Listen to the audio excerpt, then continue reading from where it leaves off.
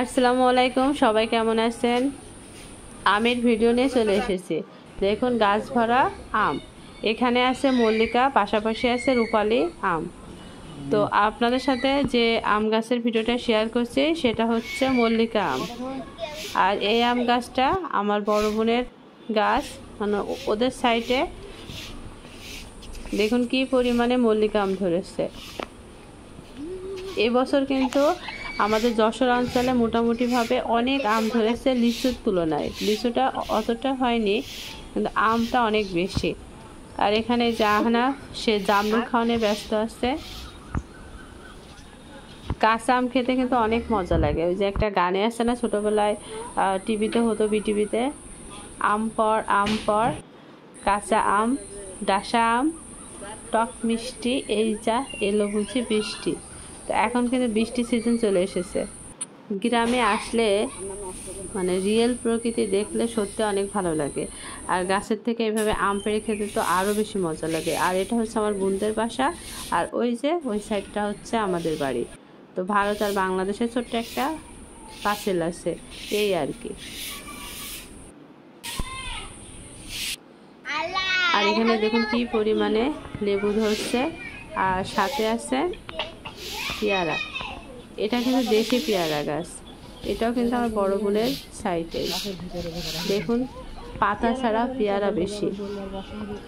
আর এই পেয়ারাটা খেতে খুব মজা, ছোট্ট ছোট বিচি ভিতরে।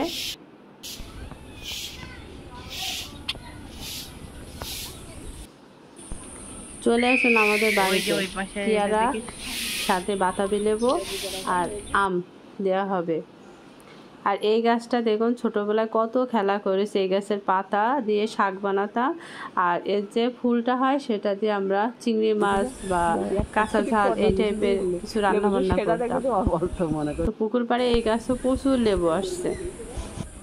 এইগুলা গ্রামে তো কেউ খায় না, সব এদিক ওদিক করে থাকে, আর শহরে আমাদের কিনে খেতে হয়। তো ভাবছি এবার যখন বাড়ি যাব তখন সব কিছু একেবারে টুকরা বেঁধে নিয়ে যাব, কিছু রাখা যাবে না, তাই না? কিন্তু বাপের বাড়ি গেলে এগুলো দেখার পর না আর ইচ্ছাই হয় না যে কি নেব না নেব। তখন মনে হয় আহারে একটু কয়দিন শুয়ে বসে যায়। এগুলো পারতে গেলেও মনে হয় কষ্ট হয়, এত আলসি লাগে। আর এই যে আম গাছের যে ভিডিওটা এখন যেটা দিচ্ছি, এটা আমাদের বাড়ির আম গাছ, আর এটা হচ্ছে রূপালি আম। এই রূপালি আম গাছে প্রচুর আম ধরেছে। আর আপনার গোবিন্দভোগ আমটা শেষ হয়ে গেছে, বড় অপরও লতা আম শেষ হয়ে গেছে।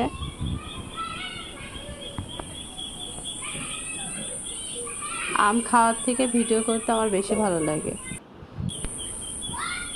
আর এবছর কিন্তু লিচুটা যে প্রথমে বললাম খুব ভালো একটা হয়নি, খাওয়া হয়ে গেছে।